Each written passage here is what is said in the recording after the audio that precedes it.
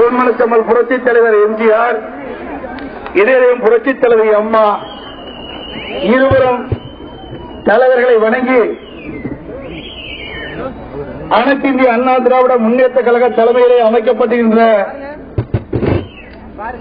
கூட்டணி கட்சியைச் சேர்ந்த தலைவர்களே,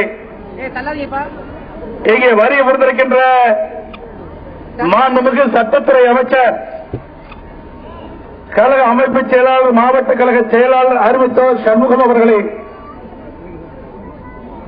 கள்ளக்குறிச்சி நாடாளுமன்ற வேட்பாளர் அருமை சகோதரர் எல்.கே. சுதீஷ் அவர்களே, சேலம் நாடாளுமன்ற தொகுதியிலே போட்டியிடுகின்ற கழக வேட்பாளர் அருமை சகோதரர் கே.ஆர். சரவணன் அவர்களே மற்றும் நிகழ்ச்சியிலே பங்கு பெற்றுகின்ற சட்டப்பேரவை உறுப்பினர்களே, நாடாளுமன்ற உறுப்பினர்களே, வருகின்ற கழகத்தினுடைய ஒன்றிய செயலாளர்களே, நகர செயலாளர்களே, பேரூர் செயலாளர்களே, கழகத்துடைய அனைத்து மட்ட நிர்வாகிகளே, அதேபோல பாட்டாளி மக்கள் கட்சி, பாரதிய ஜனதா, தேசிய முற்போக்கு திராவிட கழகம், புதிய தமிழகம், புதிய நீதி கட்சி மற்றும் பல்வேறு கூட்டணியில் இடம்பெற்றிருக்கின்ற கட்சியினுடைய மாநில, மாவட்ட, ஒன்றிய, நகர, பேரூர் மற்றும் அனைத்து மட்டத்தில் இருக்கின்ற கூட்டணி கட்சியைச் சேர்ந்த நிர்வாகிகளே, இந்த நிகழ்ச்சி அனைத்து இந்திய அண்ணா திராவிட முன்னேற்ற கழக தலைமையிலே அமைக்கப்பட்ட கூட்டணியுடைய தேர்தல் பிரச்சார துவக்க விழா நிகழ்ச்சி என்பதை மகிழ்ச்சியுடன் தெரிவித்துக் கொள்கிறேன். கருமந்துறையிலே வெற்றி விநாயகனை தரிசித்துவிட்டு அனைத்து இந்திய அண்ணா திராவிட முன்னேற்ற கழக தலைமையிலே அமைக்கப்பட்டிருக்கின்ற கூட்டணி சார்பாக போட்டியிடுகின்ற அனைத்து வேட்பாளர்களையும் வெற்றி பெறக்கூடிய தேர்தல் பிரச்சார துவக்க விழா நிகழ்ச்சி. ஒவ்வொரு முறையும் தேர்தல் அறிவிக்கப்பட்டவுடன் கருமந்துறையில் உள்ள வெற்றி விநாயகனை தரிசித்துவிட்டு நாம் தேர்தல் பிரச்சாரத்தை துவங்கின்ற பொழுது தமிழகத்தில் 39, பாண்டிச்சேரி 1, 40 நாடாளுமன்ற தொகுதியிலும் அனைத்து இந்திய அண்ணா திராவிட முன்னேற்ற கழகம் அதன் தலைமையிலே அமைக்கப்பட்டிருக்கின்ற கூட்டணி வேட்பாளர்கள் வெற்றி பெறுவார்கள். அதேபோல சட்டமன்ற இடைத்தேர்தல் 18 இடத்திலே அனைத்து இந்திய அண்ணா திராவிட முன்னேற்ற கழகம் கூட்டணி கட்சிகள் ஆதரவோடு போட்டியிடுகின்றன. அந்த 18 இடைத்தேர்தலிலும் வெற்றியாக சூடும் என்பதை இந்த தேர்தலிலே தெரிவிக்க விரும்புகின்றேன். தொட்டது தொடங்கும் என்ற அடிப்படையிலே இன்றைய தினம் கருமந்துறையிலே வெற்றி விநாயகனை தரிசித்துவிட்டு நம்முடைய வெற்றி வேட்பாளர்கள் தங்களுடைய தேர்தல் பிரச்சாரத்தை துவங்கி இருக்கின்றார்கள். அவர்களுக்கு உங்களுடைய சார்பாக, என்னுடைய சார்பாக முதலில் வெற்றி வாழ்த்துக்களை தெரிவித்து இன்றைய தினம் நாடாளுமன்ற பொதுத் தேர்தல், இந்த நாடாளுமன்ற பொதுத் தேர்தல் நாட்டினுடைய பாதுகாப்பை உறுதி செய்வோம். நாட்டில் ஒரு நிலையான ஆட்சி இருந்தால்தான் நாட்டு மக்கள் வளமாக வாழ முடியும். ஆகவே நிலையான ஆட்சி ஏற்படுவதன் மூலமாக, உறுதி தன்மைக்குடைய ஆட்சி மத்தியிலே அமைகின்றது மூலமாக நாட்டிற்கு பாதுகாப்பு கிடைக்கும். அந்த அடிப்படையிலே இன்றைக்கு பாரதிய ஜனதா கட்சியினுடைய பாரத பிரதமராக இருக்கின்ற நரேந்திர மோடி அவர்கள் இன்றைக்கு மீண்டும் பாரத நாட்டுடைய பிரதமராக வர வேண்டும் என்பதற்காக அனைத்து இந்திய அண்ணா திராவிட முன்னேற்ற கழகத்தின் தலைமையிலே அமைக்கப்பட்டிருக்கின்ற கூட்டணிகள் வேட்பாளர்கள் இன்றைக்கு போட்டியிட்டு வெற்றி பெற்று அவர் இந்த நாட்டுடைய பிரதமராக வருவதற்கு நாங்கள் துணை நிற்போம் என்ற நேரத்திலே தெரிவித்து, ஒரு நாடு பாதுகாப்பாக இருந்தால்தான் நாம் நிம்மதியாக வாழ முடியும், நாடு செழிக்கும். ஆகவே பாதுகாப்பு மிக முக்கியம். அந்த பாதுகாப்பை நம்முடைய பாரத பிரதமர் நரேந்திர மோடியால் தான் தர முடியும் என்பதை நிரூபித்து காட்டியிருக்கின்றார். நடைபெற்று முடிந்த அண்மையிலே தீவிரவாதிகள் தாக்குதல் இந்தியாவை ஒட்டி நமக்கு பல்வேறு அச்சுறுத்தல் இருந்து கொண்டிருக்கின்றன.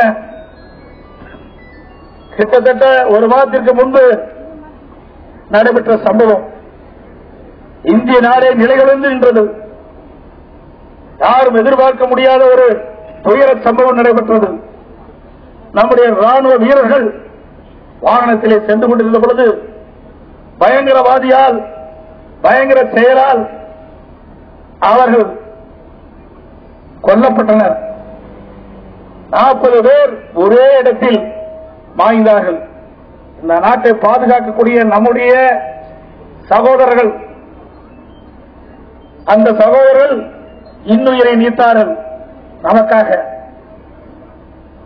அப்படிப்பட்ட துயர சம்பவம் இனி இந்திய மண்ணிலே எந்த ஒரு இடத்திலும் நடைபெறக்கூடாது என்பதற்காகத்தான் ஒரு நிலையான ஆட்சி மத்தியிலே வர வேண்டும்.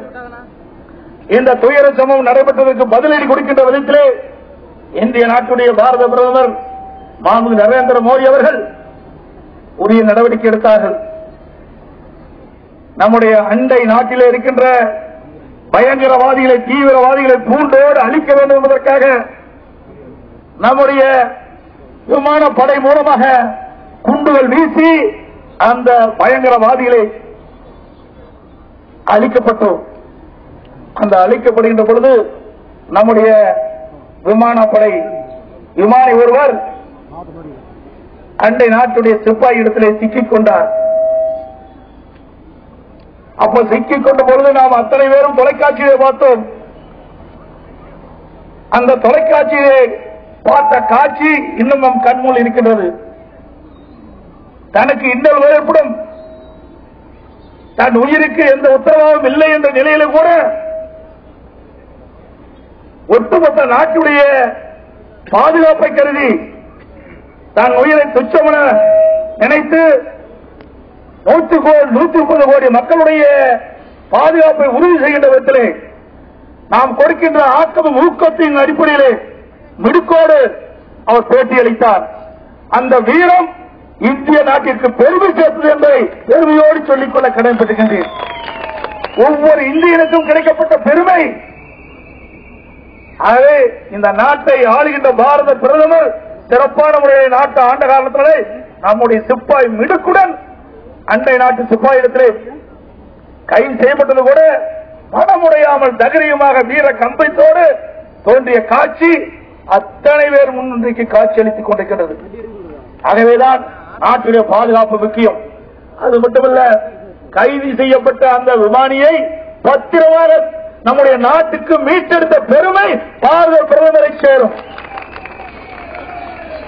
எந்த ஒரு நாட்டில் நம்முடைய சிப்பாய் கைது செய்யப்பட்டு மீட்டெடுத்த வரலாறு கிடையாது. அந்த வரலாறை நம்முடைய பாரத பிரதமர் படைத்தார். ஆகவேதான் நாம் கூட்டணி அமைத்து அவரை ஆதரிக்கிறோம். நாடு முக்கியம், நாடு நலம் பெற வேண்டும், நாட்டு மக்கள் பாதுகாப்போடு இருக்க வேண்டும். ஆகவே எதிரியுடைய அச்சுறுத்தலை தூளாக்கக்கூடிய தகுதியும் அவருடைய ஒரு இடத்தில் தான் இருக்கிறது என்பதை நாம் உணர்ந்திருக்கின்றோம். இந்திய நாடு மிகப்பெரிய ஜனநாயக நாடு. 130 கோடி மக்கள் கொண்ட மிகப்பெரிய ஜனநாயக நாட்டிலே ஒரு வலிமையான தலைமை வேண்டும். அந்த வலிமையான தலைமை நம்முடைய பாரத பிரதமர் நரேந்திர மோடி ஒருவர்தான் நாட்டிற்கு வழங்க முடியும். அப்படிப்பட்ட ஒரு வலிமையான தலைமை மத்தியிலே இருக்க வேண்டும் என்பதற்காக நாம் ஆதரித்திருக்கின்றோம். நம்முடைய கூட்டணி சார்பாக போட்டியிடுகின்ற அறிவித்தார் LK சுதீஷ் அவர்களுக்கு முரசு சின்னத்திலே வாக்களித்து பெருவாரியான வாக்கு வித்தியாசங்களை வெற்றி பெற செய்ய வேண்டும். இது ஒரு சாதாரண தேர்தல் அல்ல. தர்மத்திற்கும் அதர்மத்திற்கும் இடையிலே நடைபெறுகின்ற தேர்தல். என்றைக்குமே தர்மம் தான் ஜெயித்த வரலாறு உண்டு.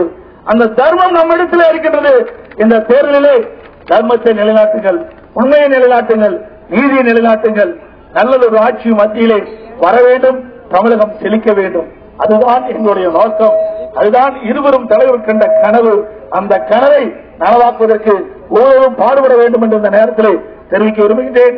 அதே போல சேலம் பாராளுமன்ற வேட்பாளராக போடுகின்ற நம்முடைய சகோதரர் சரவணன் அவர்களுக்கு இரட்டை சின்னத்திலே வாக்களித்தவரை வெற்றி செய்ய வேண்டும் என்று அன்போடு இந்த நேரத்தில் கேட்டுக் கொள்கின்றேன். ஆக தமிழ்நாடு, பாண்டிச்சேரி உட்பட 40 இடங்களிலும் நம்முடைய கூட்டணி கட்சி சேர்ந்த வேட்பாளர் வெற்றி பெற வேண்டும். அதே போல தமிழ்நாட்டில் நடைபெறுகின்ற 18 சட்டமன்ற இடைத்தேர்தலிலும் நம்முடைய கழக வெற்றி வேட்பாளர்கள் வெற்றி பெற நாம் உழைக்க வேண்டும் என்று இந்த தருணத்திலே தெரிவித்துக் கொள்ள விரும்புகின்றேன். நீங்கள் எண்ணி பார்க்க வேண்டும். இன்றைக்கு பொன்மனச்சம்பல் புரட்சித் தலைவர் எம்ஜிஆர் ஆகட்டும், இதயம் புரட்சித் தலைவர் அம்மா ஆகட்டும், ஏழை எளிய ஒடுக்கப்பட்ட நசுக்கப்பட்ட மக்களுடைய வாழ்வாதார உயர்வுக்கு வர வேண்டும் என்று தன்னுடைய உயிரை மாற்றிய தலைவர்கள் உருவாக்கிய இயக்கமான இந்திய அண்ணா திராவிட முன்னேற்ற கழகம். வேற எந்த இயக்கத்தில் இருக்குது? தனக்கென்று வாழாமல் மக்களுக்காக வாழ்ந்த 20 தலைவர்கள்.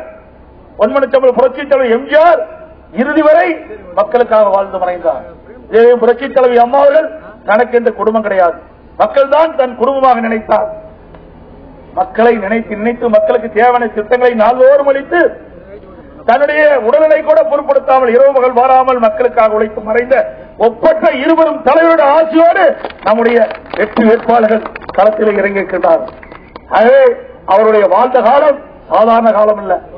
இன்றைக்கு மண்ணிலே எத்தனையோ பேர் பிறக்கின்றார்கள், எத்தனையோ அரசியல் கட்சி தலைவர்கள் தோன்றுகின்றார்கள், வாழ்கின்றார்கள், மறைகின்றார்கள். ஆனால் வாழ்கின்ற இடைப்பட்ட காலத்திலே தான் சாதித்த சாதனைகள் தான் மக்கள் மனதிலே நிலைத்து நிற்கும். அப்படி பார்க்கின்ற பொழுது பொன்மனச்சம்பல் புரட்சித் தலைவர் எம்ஜிஆர்கள் தன் ஆட்சி காலத்தில் செய்த சாதனை இன்றைக்கும் மக்கள் மனதிலே நிலைத்து நிற்கின்றன. அவர் மறைந்து பல ஆண்டுகளமானாலும் அவர்கள் போட்ட திட்டம் இன்றைக்கும் உயிரோட்டம் உள்ள திட்டமாக விளங்கிக் கொண்டிருக்கின்றது. அதே போல இதயம் புரட்சித் தலைவி அம்மா அவர்கள் தன் வாழ்ந்த காலத்திலே முதலமைச்சராக இருந்த காலத்திலே எண்ணற்ற திட்டங்களை நாட்டு மக்களுக்கு வழங்கினார்கள். ஒவ்வொரு மனிதனுக்கும் ஏதாவது ஒரு திட்டம் போய் சேர்ந்தது. எந்த ஒரு குடும்பத்திற்கும் திட்டம் சேராத குடும்பமே கிடையாது. ஏதாவது நல்ல ஒரு திட்டம் கிடைக்கப்பட்ட வரலாற்று படைத்தவர் நம்முடைய இதயம் புரட்சித் தலைவி அம்மா. எண்ணி பாருங்கள், எத்தனையோ கட்சிகள் இருக்கின்றன, எத்தனையோ ஆட்சிகள் வருகின்றன. ஆனால் தமிழகத்திலே இதயம் புரட்சித் தலைவி அம்மாவர்கள் ஆட்சி செய்த அந்த ஆட்சி காலத்திலே போடப்பட்ட திட்டங்கள் இன்றைக்கும் ஒழித்துக் கொண்டிருக்கின்றன, உயிரோட்டமுள்ள திட்டமாக இருக்கின்றன. கிராமத்திலிருந்து நகரம் வரை அத்தனை மக்களும் இன்றைக்கு அந்த திட்டத்தினுடைய பயன்பாட்டை பெற்றுக் கொண்டிருக்கின்றார்கள். இல்லந்தோறும் திட்டங்கள் போய் சேர்ந்தது.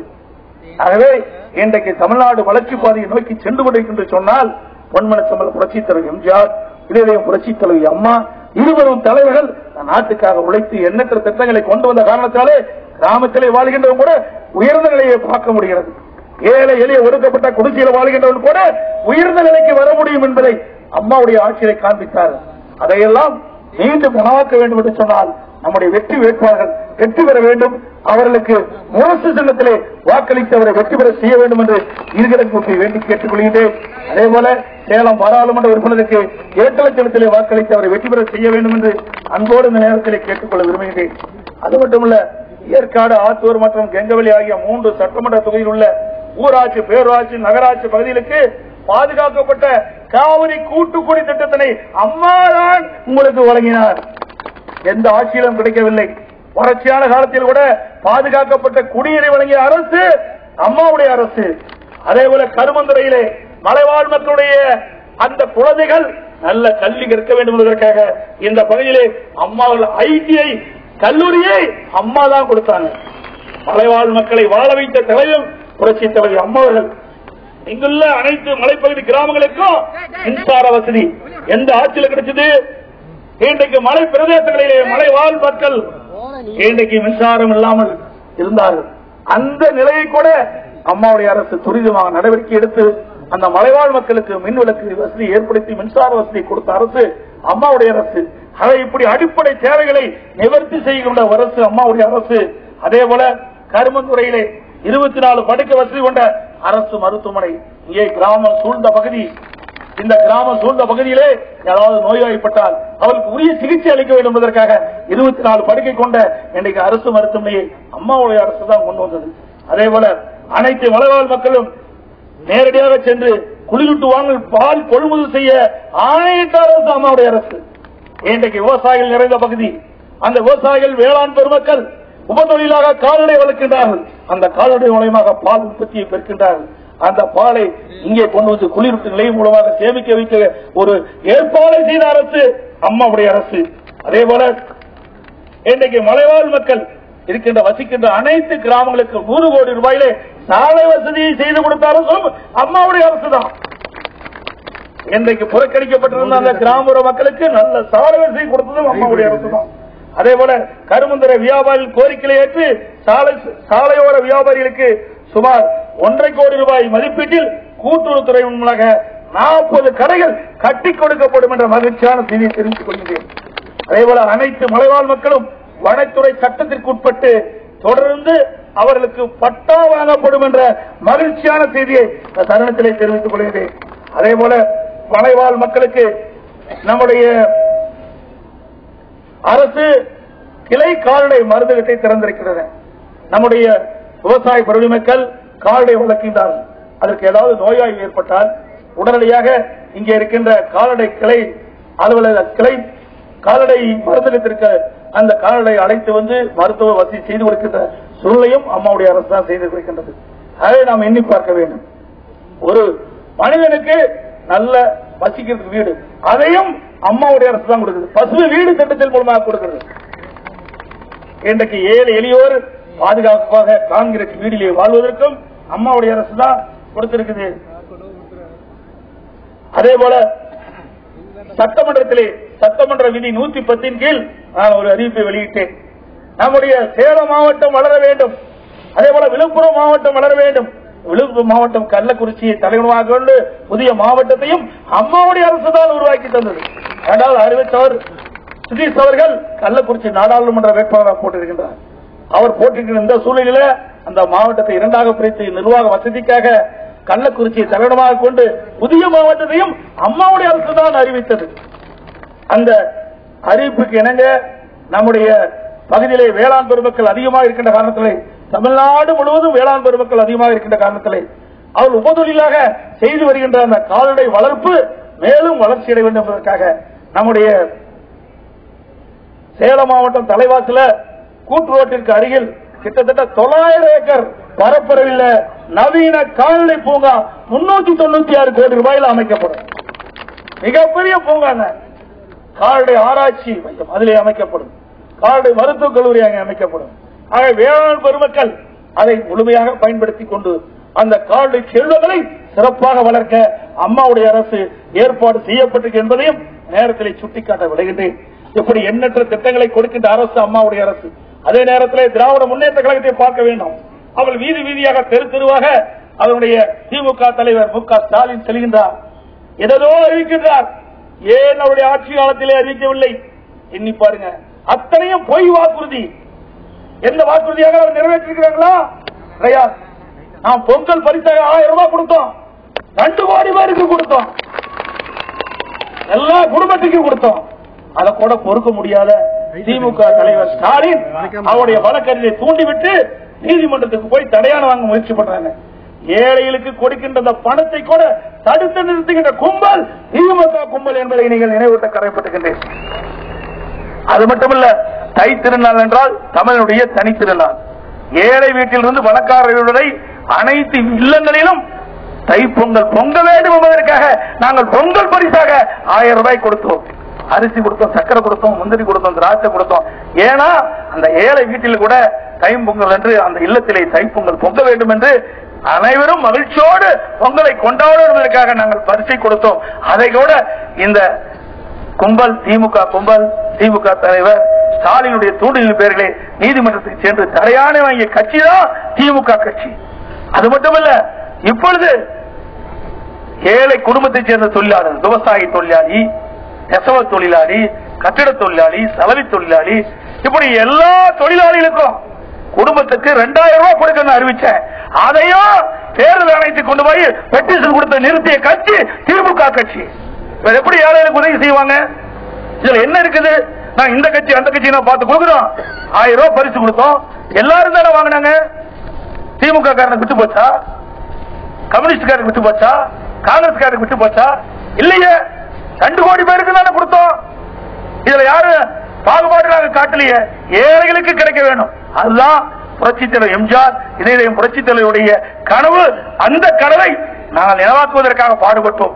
அதையும் தடுக்கின்ற கும்பல் திமுக கும்பல். திமுக தலைவர் ஸ்டாலின் இப்பொழுது கூட 2000 ரூபாய் கொடுப்பதற்காக கணக்கெடுத்தோம். கணக்கெடுத்து ஒருவர் கூட விடக்கூடாது என்பதற்காக ஒரு ஏழை தொழிலாளி, ஒரு ஏழை குடும்பத்தை சேர்ந்த தொழிலாளி குடும்பங்கள் ஒன்று கூட விடக்கூடாது என்பதற்காக அந்த ஏழை தொழிலாளி குடும்பங்கள் அனைவருக்கும் 2000 ரூபாய் வழங்க வேண்டும் என்பதற்காக அந்த திட்டத்தை துவக்கி நான் சென்னையிலே ஆரம்பித்தேன். உடனடியாக அந்த RS பாரதி என்ற திமுக வழக்கறிஞர் திமுக தலைவர் ஸ்டாலினுடைய அறிவுரின் பேரிலே தேர்தல் ஆணையத்திடம் புகார் கொடுத்து புகார் மனுவை கொடுத்து அதையும் நிறுத்திவிட்டார். எதை செய்தாலும் நிறுத்துகின்றார். ஏழைக்கு செய்வது ஏழைக்கு கொடுப்பதை கூட நிறுத்துகின்றார். அதிலேயும் பாகுபாடு கிடையாது. இந்த கட்சி அந்த கட்சி என்று பாகுபாடு இல்லாம நாம் கொடுக்கிறோம். திமுக கட்சியா இருந்தாலும் சரி, காங்கிரஸ் கட்சியா இருந்தாலும் சரி, கம்யூனிஸ்ட் கட்சியா இருந்தாலும் சரி, ஆக எந்த கட்சியா இருந்தாலும் ஏழை தொழிலாளி குடும்பங்களுக்கு 2000 ரூபாய் வழங்கப்படும் என்ற அறிவிப்பை கொடுத்தேன். அதை கொடுப்பதற்கு கூட தடுத்து நிறுத்தியுள்ளா நாட்டு மக்களுக்கு நன்மை செய்வார்கள். எண்ணி பாருங்க. அது மட்டுமல்ல, இன்னைக்கு பாரத பிரதமர் சிறு குறு விவசாயிகளுக்கு தமிழ்நாட்டில் சுமார் 40 லட்சம் விவசாயிகள் இருக்கிறாங்க. கிட்டத்தட்ட 3 மாதத்திற்கு ஒரு முறை 2000 ரூபாய் வழங்கப்படும் என்று அறிவித்து எல்லா வங்கிக்கும் 2000 ரூபாய் வந்தாச்சு. சிறு குறு விவசாயிகளுக்கு பெரும்பாலும் கிட்டத்தட்ட 3/4 பேருக்கு வந்தாச்சு. இன்னும் 4 பேருக்கு வந்துடும். அது மட்டும் இல்லாம இது ஒரு 2000 ரூபாய் மட்டும் இல்ல, 4 மாதத்திற்கு ஒரு முறை 2000 ரூபாய் வங்கி கணக்கு போகுது. அந்த சிறு குறு விவசாயியுடைய வங்கி கணக்கு போகுது. இது தொடர்ந்து வழங்கப்படும் சொன்னாங்க. வருஷத்துக்கு 6000 ரூபாய் அப்படின்னா தொடர்ந்து ஒவ்வொரு ஆண்டும் அந்த சிறு குறு விவசாயிகளின் வங்கி கணக்கு 6000 ரூபாய் வந்து சேரும் என்ற நற்செய்தியை நான் அந்த நேரத்தில் தெரிவிக்கின்றேன். எதை சொல்கின்றோமோ அதை செய்கின்றோம். அது நாங்களாக அனைத்து இந்திய அண்ணா திராவிட முன்னேற்ற கழகம் சரி, பாரதிய ஜனதா மேலே ஆளுகின்ற கட்சியாலும் சரி, எதை சொல்லுகின்றோமோ அதை நாங்கள் செய்கின்றோம். ஆனால் திராவிட முன்னேற்ற கழகம் சரி, அதன் கூட்டணியில் அமைக்கப்படுகின்ற கட்சியிலும் சரி, எந்த வாக்குறுதி கொடுத்தாலும் இதை இதுவரை நிறைவேற்றியதே கிடையாது. எதை நிறைவேற்றிருக்கிறார்கள்? 2 ஏக்கர் நிலம் தருவதாக சொன்னார்கள். இந்த கருமந்துறையில எத்தனை பேருக்கு 2 ஏக்கர் நிலம் கொடுத்தாங்க? ஏங்க 2 ஏக்கர் நிலம் கொடுக்காட்டி போயிட்டு போகுது. நாம இறுதியா நாம போய் அடக்கம் செய்வோமோ அந்த இடத்தை கூட விட்டு வைக்க முடியாத பட்டா போட்ட கட்சி திராவிட முன்னேற்ற கழக கட்சி. எல்லா நாட்டு மக்களுக்கு நன்மை செய்வார்கள். ஆனால் இதயம் புரட்சி தலைவி அம்மாவர்கள் தேர்தல் நேரத்தில் சொன்னாங்க, நான் ஆட்சிக்கு வந்த உடனே எல்லா குடும்ப அட்டைக்கும் தகுதி வாய்ந்த குடும்ப அட்டை எத்தனை பேருக்கும் 1,84,00,000 பேருக்கு விலையில்லா மிக்சி கிரைண்ட் மினிஸ்ட்ரி வழங்கி சாதனை படைத்தாங்க. தேர்தல் நேரத்தில் சொன்னாங்க. தேர்தல் முடிஞ்சு முதலமைச்சரான அந்த திட்டத்தை கொடுத்தாங்க. நான் இங்கேயே வந்து கொடுத்துட்டு போனேன். இந்த கருமந்துறைக்கே நான் வந்து கொடுத்துட்டு போனேன். ஒரு முதலமைச்சர் 2வது முறையாக கருமந்துறைக்கு வந்திருக்கிறேன். நான் ஏற்கனவே நெடுஞ்சாலைத்துறை அமைச்சராக போது பல முறை இந்த கருமந்துறைக்கு வந்து சென்றிருக்கிறேன். இந்த மலைவாழ் மக்களுடைய முன்னேற்றத்திற்காக பாடுபட்டுகின்றோம். இந்த மலைவாழ் மக்களுடைய எண்ணங்களை நிறைவேற்றுவதற்காக அம்மாவுடைய அரசு தொடர்ந்து பாடுபட்டுக் கொண்டிருக்கின்றதை நேரத்தில் சுட்டிக்காட்ட விளைகின்றேன். இப்படி ஏராளமான திட்டங்களை வாரி வழங்கிய அரசு அம்மாவுடைய அரசு மத்தியிலும் மாநிலத்திலும் ஒருமித்த கருத்தோடு இருந்தால்தான் எந்த திட்டத்தையும் நிறைவேற்ற முடியும். மத்திய அரசு ஆளுகின்ற ஒரு கட்சியாகவும் மாநிலத்தில் ஆளுகின்ற ஒரு கட்சியாகவும் வந்துட்டா நம்ம போட்ட திட்டத்துக்கு அனுமதி கொடுக்க மாட்டாங்க. நாம கேட்கிற நிதியை கொடுக்க மாட்டாங்க. அப்ப எப்படி இங்க வந்து தமிழ்நாட்டுக்கு தேவையான வளர்ச்சி பணிகளை செய்ய முடியும்? அதே மத்தியிலும் மாநிலத்திலும் ஒருமித்த கருத்தோடு ஒட்டி இருக்கின்ற கட்சிகள் ஆட்சிக்கு வந்தால்தான் தமிழ்நாடு வளம் பெறும். அந்த அடிப்படையிலே மாநிலத்திலே அனைத்து இந்திய அண்ணா திராவிட முன்னேற்ற கழக ஆட்சி, மத்தியிலே பாரதிய ஜனதா கட்சி, ஆகவே இரண்டும் வெற்றி பெற்று வருகின்ற பொழுது தமிழ்நாட்டுக்கு தேவையான திட்டங்கள் கிடைக்கும், நிதிகள் கிடைக்கும், வளர்ச்சி செழிக்கும் என்பதை நேரத்திலே குறிப்பிட விரும்புகின்றேன். அது மட்டுமல்ல, நீங்க எண்ணி பாருங்க, இதுக்கு முந்தி திமுக மத்தியில் ஆட்சியில் இருந்தது. கிட்டத்தட்ட 16 ஆண்டு காலத்துக்கு மேலாக ஆட்சியில் இருந்தாங்க. பாரதிய ஜனதா ஆட்சியில் இருக்கின்ற பொழுது திமுக அங்கம் வகிச்சது. அப்ப இப்ப என்னங்கிறாங்க, அண்ணா திராவிட முன்னேற்ற கழகமும் கூட்டணியும் மதவாத கட்சியோடு கூட்டணி சேர்ந்துருன்னு சொல்றாங்க. அதே நாங்கள் கேட்கிறோம். நீங்க 1999 பாரதிய ஜனதாவோட கூட்டணி வச்சு போட்டியிட்டு வெற்றி பெற்று உங்களுடைய நாடாளுமன்ற பாரதிய ஜனதா ஆட்சியில அங்கம் வச்சுங்களா இல்லையா? சொல்லுங்க, அங்கம் வச்சுங்களா இல்லையா? அது ஒருவர் முரசனை மாற உயிருக்கு போராடி கொண்டிருந்தா, பேச்சு மூச்சு இல்லாம இருந்தா, மருத்துவமனையில் இருந்தா, அவருக்கு கூட 1 ஆண்டு காலம் கேபினட் மந்திரி அந்தஸ்துல அந்த வச்சிருந்தாங்க. எந்த இலாக்காவும் இல்லாத மந்திரியா கொடுத்திருந்தாங்க. அப்பெல்லாம் உங்களுக்கு பாரதிய ஜனதா மதவாத கட்சின்னு தெரியல. எப்பதான் மதவாத கட்சி? நாங்க போய் கூட்டணி வச்சா மதவாத கட்சின்னு சொல்றாங்க, இவர்கள் போய் கூட்டணி வச்சா மதவாத கட்சி இல்லையா? அது அதிகாரத்துக்கு வருவதுன்னா எதை வேணாலும் பேசுவாங்க. திமுக தலைவர் ஸ்டாலின் அவர்கள் எதை வேண்டுமானாலும் பேசுவார். ஆனால் தமிழ்நாட்டு மக்கள் அறிவாளிகள், சிந்தித்து பார்க்கக்கூடியவர்கள், எடைகோட்டு பார்க்கக்கூடியவர்கள். யார் தேர்ந்தெடுக்கப்பட்டால் இந்த நாடு வளரும், தமிழகம் செழிக்கும் என்பதை நன்றாக தெரியும். நீங்கள் எத்தனை பொய் மூட்டைகளை அவித்து விட்டாலும் ஒன்று மக்களிடத்தில் ஈடுபடாது. ஏதோ நீங்கள் ஏற்கனவே 16 ஆண்டு காலம் மத்தியிலே ஆட்சி அதிகாரத்திலே அந்தமைத்து தமிழ்நாட்டுக்கு எந்த நன்மை செய்தீர்கள்? எந்த திட்டத்தை கொண்டு வந்தீர்கள்? காவிரி பிரச்சனை தீர்த்தீர்களா? முல்லை பெரியார் பிரச்சனை தீர்த்தீர்களா? பாலாறு பிரச்சனை தீர்த்தீர்களா? எதை தீர்த்தீர்கள்? எதையுமே தீர்க்கவில்லை. புரட்சி தலைவர் அம்மாவோட சட்ட போராட்டம் நடத்தி காவிரி நதிநீர் பிரச்சனைக்கு தீர்வு காண்கின்ற விதத்தில் அம்மாவுடைய அரசு இன்றைக்கு தீர்வு காணப்பட்டுகிறது. இன்றைக்கு காவிரி நதிநீர் பிரச்சனை முடிந்த காலத்தில் தான் நம்முடைய சேலம் மாவட்டம் 20 மாவட்டங்களுக்கு குடிநீர் ஆதாரமாக விளங்குகிறது காவிரி நதிநீர். அந்த நதிநீர் நமக்கு கிடைப்பதற்காக அம்மாவர்கள் வழக்கு தொடர்ந்தார்கள். அம்மாவுடைய அரசு அதை சிறப்பாக நடத்தி இன்றைக்கு நல்ல தீர்ப்பை பெற்று விவசாயிகள் வயிற்றிலே பால் வார்த்த கட்சி அனைத்து அண்ணா திராவிட முன்னேற்ற கட்சி, அம்மாவுடைய அரசு. ஆகவே விவசாயிகள் நலன் காக்கப்பட்ட அரசு அம்மாவுடைய அரசு, பொதுமக்களுடைய நலன் காக்கப்பட்ட அரசு, ஏழை எளிய ஒடுக்கப்பட்ட நசுக்கப்பட்ட மக்களுடைய வாழ்வாதாரம் உயர்வதற்காக பாடுபடுகின்ற அரசு, நம்முடைய மாணவ செல்வங்கள் சிறந்த கல்வி இருக்க வேண்டும் என்பதற்காக இதய புரட்சி தலைவி அம்மாவர்கள் பல்வேறு நடவடிக்கை எடுத்தாங்க. நம்முடைய குழந்தைகள் பள்ளிக்கு செல்வதற்கு காலனி, அணிவதற்கு சீருடை, கொண்டு போவதற்கு பை, விலையில்லா நோட்டு புத்தகங்கள், விலையில்லா புத்தகங்கள் எல்லாம் வழங்கி அழகாக நம்முடைய குழந்தை பள்ளிக்கு செல்வதற்கு சைக்கிள், விஞ்ஞான கல்வி கொடுப்பதற்கு மடிக்கணினி, இத்தனையும் கொடுத்த தலைவி புரட்சி தலைவி அம்மா.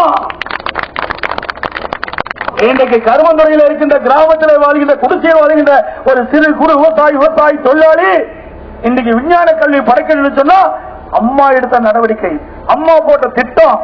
இன்னைக்கு விஞ்ஞான உலகத்தை அம்மா படைச்சிட்டு சென்றுக்கிறாங்க. இன்றைக்கு உலகத்தரத்திற்கு கல்விய, உலகத்தரத்திற்கு ஏற்ற கல்வியை நம்முடைய மாணவர்களுக்கு கொடுப்பதற்காக அம்மா எடுத்த நடவடிக்கை. இன்றைக்கு அமெரிக்காவில் என்ன கல்வி கிடைக்கிறதோ அதே கல்வி கருமந்துறையில் இருக்கின்ற கிராமத்தில் இருக்கின்ற குடிசையில் வாங்கின்ற மலைவாழ் மக்களுடைய குழந்தைகளும் படிக்குது. அதை அப்படிப்பட்ட கல்வி கொடுத்த தலைவி புரட்சி தலைவி அம்மா. அதை இன்றைக்கு தொடர்ந்து நடைமுறைப்படுத்துகின்ற அரசு அம்மாவுடைய அரசு. ஆகவே இன்றைக்கு உயர்கல்வி படிக்கிற எண்ணிக்கை உயர்ந்திருக்கின்றது இந்தியாவிலே. அதை இன்றைக்கு படிக்கின்றவருடைய எண்ணிக்கை உயர்ந்திருக்கின்றது. ஒரு நாடு முன்னுக்கு வர வேண்டும் என்றால் கல்வி சிறக்க வேண்டும். எந்த ஒரு நாடு, எந்த ஒரு மாநிலமோ கல்வி சிறக்கின்றதோ அங்கு அமைதி கிடைக்கும், பண்பு கிடைக்கும், உயர்வு கிடைக்கும், அத்தனையும் கிடைக்க வேண்டும் என்றால் கல்வி கிடைக்க வேண்டும். அந்த கல்வியும் அம்மாவுடைய அரசு தான் நம்முடைய குழந்தைகளுக்கு இருக்கின்றது. அதையும் நீங்க எண்ணி பார்க்க வேண்டும். திராவிட முன்னேற்ற கழக ஆட்சியை ஒப்பிட்டு பாருங்க, அம்மாவுடைய ஆட்சியை ஒப்பிட்டு பாருங்க. அவை இரண்டும் ஒப்பிட்டு பார்த்து எந்த ஆட்சியில மக்களுக்கு நன்மை கிடைக்கும் என்பதை எண்ணி பார்க்க வேண்டும். விவசாயிகளுக்கு நன்மை, மாணவர்களுக்கு நன்மை, அதே போல தொழிற்சாலைகள் பெறுவதற்கு புதிய திட்டங்கள். அண்மையில கூட தொழில் முதலீட்டாளர் மாநாடு சென்னையில நடத்தி பல லட்சம் கோடி ரூபாயை இன்றைக்கு முதலீடு ஈர்த்து இன்றைக்கு புதிய புதிய தொழில்கள் உருவாக்கி நாம் படித்த பட்டம் பெற்ற இளைஞர்களுக்கு வேலைவாய்ப்பு உருவாக்கி தருவதற்கு அம்மாவுடைய அரசு தான் நடவடிக்கை எடுத்திருக்கு. ஆக எல்லா வகையிலும் சிறந்து விளங்குகிறது. சாலை வசதிகள் எப்படி போட்டுக்கணும் நீங்க நல்லா பாருங்க. எந்த மாநிலத்தில் இப்படிப்பட்ட சாலை இருக்குது? எங்கேயுமே கிடையாது. தமிழ்நாடு, நம்முடைய சேலம் மாவட்டத்தில் மட்டுமல்ல, நம்முடைய தமிழ்நாடு முழுவதும் சிறந்த சாலை வசதி கொடுத்த ஒரே அரசு அம்மாவுடைய அரசு. குடிநீர் வசதி செய்து கொடுத்த அரசு, நல்ல சுகாதார வசதி செய்து கொடுத்த அரசு, கல்வி கொடுத்த அரசு. ஆக இப்படி எல்லா திட்டங்களையும் கொடுத்த அரசு. தாலிக்கு தந்தம், ஏழை குடும்பத்தில் பிறந்த பெண்கள் அந்த திருமண வயதை எட்டுகின்ற பொழுது பொருளாதார சூழ்நிலையின் காரணமாக அந்த திருமணம் தடைபடுகிறது. அப்படிப்பட்ட காலகட்டத்தில் அம்மாவுடைய தாலிக்கு தங்கமோ 50,000 ரூபாய் 25,000 ரூபாய் கொடுத்து அந்த குடும்பத்தை வாழ வைத்த தெய்வம் இதே புரட்சி தலைவி அம்மா. அதே போல இன்றைக்கு மருத்துவ காப்பீடு திட்டம் 2 லட்சத்திலிருந்து 5 லட்சமாக உயர்த்திய அரசு அம்மாவுடைய அரசு. இன்றைக்கு சாதாரண குடும்பத்தில் இருக்கின்றவர்கள் தனியார் மருத்துவமனைக்கு போய் சிகிச்சை பெற வேண்டும் என்று சொன்னால் கடந்த காலத்தில் 2 லட்சம் ரூபாய்க்கு மேல சிகிச்சை பெற முடியாது. அதை உயர்த்தி 5 லட்சம் ரூபாயை வரை சிகிச்சை பெறக்கூடிய சூழ்நிலையை நாங்கள் தான் உயர்த்தி கொடுத்தோம். அதே போல கிராமந்தோறும் புதிய புதிய ஆரம்ப சுகாதார நிலையம், ஆரம்ப சுகாதார மேம்பாட்டு நிலைய உயர்த்தி கொடுத்துருக்கோம். அதை இப்படி ஏராளமான திட்டங்களை நான் கொடுத்துட்டு இருக்கிறோம். ஆனா திமுக ஆட்சியில் என்ன மக்கள் கண்டாங்க? அங்கங்க ஏதாவது விலை மதிக்க முடியாத நிலம் இருந்தா பட்டா போட்டுக்குவாங்க திமுக தானே. அதுதான் அவருடைய ஆட்சியில் செஞ்சாங்க. யாராவது நிம்மதியா வளர்ந்தாங்களா? இன்னைக்கு சட்ட ஒழுங்கு சிறப்பாக பேணி காக்கப்படுகின்றது. இன்னைக்கு அண்மையிலே நடந்த இந்தியா டுடே என்ற ஒரு பத்திரிகை, ஆங்கில பத்திரிகை, ஒரு நிகழ்ச்சி ஏற்பாடு செஞ்சாங்க. அந்த ஆங்கில நாளேடு இந்தியா முழுவதும் சர்வே செய்தாங்க, ஆய்வு செய்தாங்க. இந்தியா முழுவதும் ஆய்வு செய்கின்ற பொழுது தமிழகம் தான் அனைத்து துறையிலும் சிறந்து விளங்கிய மாநிலம் என்ற விருதை தமிழ்நாட்டுக்கு கொடுத்தாங்க. எந்த மாநிலத்துக்கும் கிடைக்கல. அனைத்து துறைகளிலுமே சிறந்த செயல்பாடு கூடிய மாநிலம் தமிழ்நாடு என்று இந்தியா டுடே ஆங்கில பத்திரிகை தேர்வு செய்து நம்முடைய மாநிலத்துக்கு அந்த விருதை பெற்றோம். அதே போல ஒவ்வொரு துறையும், போக்குவரத்து துறையில விருது பெற்றுக்கிறோம், மின்சார துறையில விருது பெற்றுக்கிறோம், வேளாண்மை துறையில தொடர்ந்து உணவு தானிய உற்பத்தி, இந்தியாவிலேயே அதிக அளவு உணவு தானிய உற்பத்தியை பெருக்கி முதல் பரிசை பெற்றுட்டு இருக்கிறோம். கர்மான் என்ற விருதை பெற்றுக் கொண்டிருக்கிறோம். அதே போல மருத்துவத்துறையில உடல் உறுப்பு மாற்று அறுவை சிகிச்சை, அந்த அறுவை சிகிச்சை செய்கின்ற அந்த பணியும் இந்தியாவிலேயே தமிழ்நாடு தான் முதலிடம் வைக்கிறது. 3 ஆண்டு காலமாக 2 கையும் இல்லாத ஒருவர், 2 கையும் கிடையாதுங்க, அந்த 2 கையும் இல்லாத ஒருவருக்கு இறந்த உடலில் இருந்து 2 கையை வெட்டி எடுத்து பொருத்தி சாதனை படைத்த அரசு அம்மாவுடைய அரசு. 2 கையும் நல்லா இருந்து என்கிட்ட கை கொடுத்துட்டு போன 1 மாசத்துக்கு முந்தி நல்லா போன் பேசுறாரு, பந்து விளையாடுறாரு. இதை விட என்னங்க வேணும்? தனியார் மருத்துவமனை கூட கிடையாது இதுவரை. அரசு மருத்துவமனையில இந்திய அளவில் சாதனை படைத்தது கிடையாது. நம்முடைய மருத்துவர் அரசு மருத்துவமனை ஸ்டான்லி மருத்துவமனை சேர்ந்த மருத்துவ குழு இந்த சாதனை படைத்திருக்கிறது. 2 கையும் இல்லாதவருக்கு 2 கையும் பொருத்தி சாதனை படைத்து இன்றைக்கு சுகாதார வசதி இந்தியாவிலேயே முதலிடம் வைக்கின்ற மாநிலமாக இன்றைக்கு திகழ்ந்து கொண்டிருக்கிறது. உங்களுடைய ஆட்சியில் என்னத்தை கண்டீங்க? எதை செஞ்சீங்க? சொல்லுங்க பார்க்கலாம். மக்களுக்கு தைரியமா போய் நிபந்தனை சொல்லலாம். இவ்வளவு நாங்க செஞ்சுட்டு இருக்கிறோம், மக்களுக்காக செய்கிறோம், மக்களுடைய திட்டங்களை போடுகிறோம், திட்டங்கள் இல்லம் போய் சேர்ந்தா என்று பார்த்து அந்த திட்டங்களை நிறைவேற்றுகிறோம். அது மட்டுமல்ல, நான் ஒரு விவசாய குடும்பத்திலிருந்து பிறந்து வந்தவன். நான் ஒரு விவசாயி, இன்றைக்கும் வேளாண் பணியை மேற்கொண்டிருக்கின்றேன். ஆகவே நம்முடைய மாவட்டம் இன்றைக்கு விவசாயிகள் இருந்த மாவட்டம். விழுப்புரம் கள்ளக்குறிச்சி மாவட்டம் விவசாயிகள் இருந்த மாவட்டம். இந்த 2 மாவட்டம் மட்டுமல்ல, தமிழ்நாடு முழுவதும் 165 பேர் வேளாண் பணியை நம்பி வாழ்கின்றார்கள். சிறு குறு விவசாயிகள், விவசாய தொழிலாளிகள், அத்தனை தொழிலாளிகளுக்கும் அத்தனை விவசாய குடிமக்களுக்கும் அம்மாவுடைய அரசு ஏற்றம் பெறும் என்பதை இந்த நேரத்தில் தெரிவித்து வருகிறேன். நான் விவசாயி இருக்கின்ற காரணத்தாலே ஒரு சொட்டு நெல் கூட வீணாக கூடாது என்பதற்காக ஓடையில் வழியாக செல்லுகின்ற நீர் கடலிலே கலக்கிறது வீணாக. பருவமழை காலங்களிலே பெய்கின்ற மழை நீர் ஆங்காங்கே ஓடையின் குறுக்கே அணைகளை தடுப்பணைகளை கட்டி நிலத்தடி நீரை உயர்த்தி விவசாயிகளுக்கு தேவையான நீர், குடிப்பதற்கு தேவையான நீரை நாங்கள் உருவாக்கி கொண்டிருக்கிறோம். அதற்காக 3 ஆண்டு கால திட்டமாக 1000 கோடி ரூபாய் ஒதுக்கி முதற்கட்ட பணி இன்னைக்கு நிறைவு பெற்றுகின்றோம். அதே போல பல ஆண்டு காலமாக ஏரியிலே குளங்களிலே தூர் வாரப்படாமல் இருந்தன. பருவ காலங்களிலே பெய்கின்ற மழை நீர் முழுமையும் சேமிக்க வைக்கும் என்பதற்காக, பருவ காலங்களிலே பெய்கின்ற மழை நீர் வீணாக வெளியேறக்கூடாது என்பதற்காக அந்த ஏரிகள் குளங்களிலே தூர் வாரப்படுகின்ற நிகழ்ச்சியை பார்க்கிறீர்கள். அங்கே விவசாய குழு இடத்திலே அந்த பணியை ஒப்படைக்கின்றோம். டெண்டர் விடுவது கிடையாது. ஆகவே விவசாயிகளே அந்த பணியை மேற்கொண்டு அந்த தூர் வார பணியை மேற்கொள்கின்ற பொழுது அந்த மண்டல் மண்ணை அள்ளி விவசாயிகள் தன்னுடைய நிலத்திற்கு இயற்கை உரமாக பயன்படுத்துகிறார்கள். அந்த ஏரி இருக்கின்ற வண்டல் மண்ணை அள்ளுகின்ற பொழுது ஏரி ஆழமாகிறது. 2 வகையில் நன்மை கிடைக்கிறது. ஒன்று, ஏரி ஆழமாகிறது, மற்றொன்று ஏரியில் அள்ளுகின்ற வண்டல் மண் விவசாயிக்கு இயற்கை உரமாக போகிறது. எந்த ஆட்சியில் செஞ்சாங்க? அம்மாவுடைய அரசு தான் இன்னைக்கு செஞ்சுட்டு இருக்குது. முதற்கட்டமாக 100 கோடி, 2வது கட்டம் 326 கோடி ஒதுக்கி அந்த பணிகளாக நடைபெற்று. ஆகவே அம்மாவுடைய அரசு தொடர்ந்து எல்லா தமிழகத்தில் இருக்கின்ற அனைத்து ஏரிகள் குளங்களில் இருக்கின்ற பண்டல் மண்ணை அள்ளி ஆழப்படுத்தி பருவ காலங்களில் பெய்கின்ற மழைநீர் முழுவதும் சேமித்து வைத்து அங்கே இருக்கின்ற விவசாயிகளுக்கு வேளாண் பணியை மேற்கொள்வதற்கும் பயன்படுத்தப்படும். அதேபோல குடியிருக்கும் பயன்படுத்துகின்ற சூழ்நிலையை உருவாக்கும் என்ற இந்த நேரத்தில் தெரிவித்து எல்லா திட்டங்களையும் அம்மாவுடைய அரசு தான் பார்த்து தெரிவிக்கும். நான் சாதாரணமாக தூங்குவதே கிடையாது. கிட்டத்தட்ட 1 மணிக்கு தான் நான் படுக்கிறேன்.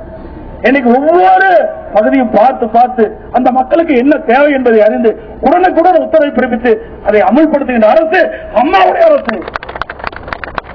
அதே நான் கீழே இருந்து மேலே வந்தவன். இங்கே இருந்து அங்கே உங்களை போல் மேடையிலே பேசுகின்ற பொழுது கீழே இருந்து கேட்டவன். அங்கே இருக்கின்ற மக்களுக்கு என்ன குறை என்பது எனக்கு நன்றாக தெரியும். அவரிடத்திலே என்ன பிரச்சனைகள் நன்றாக தெரியும். அதே விவசாயிகளுக்கு என்ன பிரச்சனைகள் தெரியும். இங்க இருக்கின்ற தினந்தோறும் வேலைக்கு சென்றால் தான் தன் அடுப்பு எரியும் என்று நிலையில இருக்கின்ற அடித்தட்டு மக்களே பிரச்சனை என்று நன்றாக தெரியும். அவரோடு இணைந்து பணியாற்றினேன், அவரோடு கலந்து வாழ்ந்தவன். ஆகவே அப்படிப்பட்ட இன்ப சொந்தங்கள் அத்தனையும் நன்கு அறிந்து இந்த பதவிக்கு வந்திருக்கின்றேன். ஆகவே உங்களில் ஒருவராக இருந்து நான் பாடுபடுவேன். நீங்கள் இந்த முறை தேர்ந்தெடுக்கின்ற இந்த தேர்தல் மிக சிறப்பான தேர்தல், தமிழகம் வளம் வருகின்ற தேர்தல். இன்றைக்கு இந்தியா முழுவதும் தமிழகத்தை நோக்கி பார்த்துக் கொண்டிருக்கின்றது. இதயம் புரட்சி தலைவர் மறைவுக்கு பிறகு முதலாக நாடாளுமன்ற பொதுத் தேர்தலை சந்திக்கின்ற தேர்தல் இந்த தேர்தல். அதேபோல இடைத்தேர்தல் சில துரோகிகள் இதயம் புரட்சி தலைவர் அம்மாவர்கள் தன் உடலையும் பொருட்படுத்தாமல் இரவு பகல் பாராமல் சுற்றி சுற்றி வளைந்து அவர்கள் எல்லாம் சட்டமன்ற உறுப்பினர் ஆக்கினார்கள். சில புல்லுருவிகள் சில விசைகள் இந்த இயக்கத்தை உடைக்க வேண்டும், ஆட்சியை கவிழ்க்க வேண்டும் திட்டமிட்டு சரி செய்து ஒரு 18 பேரை நம்மிடத்தில் குறித்தார். அதன் மூலமாக இடைத்தேர்தலை சந்திக்க வேண்டிய துர்ப்பாக்கி நிலையத்தை நாம் சந்திக்கின்றோம். அந்த இடைத்தேர்தலிலும் இதயம் புரட்சி தலைவி அம்மாவுடைய அரசு மிகச் சிறப்பாக செயல்பட இந்த அரசு மேலும் பல்வேறு திட்டங்களை மக்களுக்கு துணிவோடு செய்ய அவர்களையும் வெற்றி பெற செய்ய வேண்டும் என்று இந்த தருணத்திலே தெரிவித்து மரியாதைக்குரிய கள்ளக்குறிச்சி நாடாளுமன்ற வேட்பாளராக போட்டியிடுகின்ற மரியாதைக்குரிய சகோதரர் கேப்டன் அவருடைய நல்லாட்சி பெற்ற பொன்மனத்தமிழ் இதய புரட்சி தலைவி அம்மாவுடைய நல்லாட்சி பெற்ற வெற்றி வேட்பாளர் LK சுதீஷ் அவர்களுக்கு முரசு சின்னத்திலே வாக்களியுங்கள். அதேபோல பொன்மனத்தமிழ் புரட்சி தலைவர் எம்ஜிஆர் இதயம் புரட்சி தலைவர் அம்மா இருவரும் தன்னுடைய ஆட்சி பெற்ற வெற்றி வேட்பாளராக சேலம் நாடாளுமன்ற தொகுதியிலே போட்டியிடுகின்ற அறிவித்தவர் சரவணர்களுக்கு 8 லட்சத்தில் வெற்றி பெறுங்கள் என்று நேரத்தில் தெரிவித்து இரவு பாராமல் நம்முடைய கட்சி தொண்டர்களும் கூட்டணி கட்சி தொண்டர்களும் பாடுபட வேண்டும், பொதுமக்கள் ஆதரவு தர வேண்டும், மிகப்பெரிய வெற்றியை சாருங்கள் என்று சொல்லி எந்த மாவட்டத்தில் கிடைக்கப்பெறாத பெருமை நம்முடைய மாவட்டத்தில் கிடைத்திருக்கின்றது. நம்முடைய மாவட்டத்தை சேர்ந்தவர்கள் நான் முதலமைச்சராக இருக்கின்றேன். நான் முதலமைச்சராக இல்லை, இங்கே இருக்கின்றவர்கள் ஒவ்வொருவரும் முதலமைச்சராக இருக்கின்றீர்கள். நீங்கள் கொடுத்த பதவி நம்முடைய மாவட்டத்துக்கு பெருமை சேர்க்கின்றது. இந்த முதலமைச்சராக இருக்கின்ற இந்த தருணத்தில் இந்த தேர்தலை சந்திக்கின்றோம். இந்த வெற்றி உங்களுடைய வெற்றி, உங்களுடைய வெற்றி, ஒவ்வொருவருடைய வெற்றி, இது என்னுடைய வெற்றி அல்ல. நீங்கள் கொடுக்கின்ற ஆதரவு மூலமாக கிடைக்கப்படுகின்ற வெற்றி. இந்த வெற்றி உங்களையே சாரும் என்று சொல்லி அறிவித்தாளர் LK சுதீஷ் அவர்களுக்கு முரசு சின்னத்தில் வாக்களியுங்கள். அதேபோல நம்முடைய சரவணர்களுக்கு 2 லட்சத்திலே வாக்களிங்கள் என்று சொல்லி வாய்ப்புக்கு நன்றி கூறி மிக திரளாக பல்வேறு வேலைகளை விட்டுவிட்டு இங்கே குழுமி இருந்த அத்தனை நல்ல உள்ளங்களுக்கும் நன்றி தெரிவித்து மிக சிறப்பான ஏற்பாடு செய்த கழக நிர்வாகிகளுக்கும் கூட்டணி கட்சி சேர்ந்த நிர்வாகிகளுக்கும் வருகின்ற அனைத்து கழக நிர்வாகிகளுக்கும் கூட்டணி கட்சி சேர்ந்த நிர்வாகிகளுக்கும் தொண்டர்களுக்கும் நன்றி தெரிவித்து விட வருகின்றேன். நன்றி, வணக்கம்.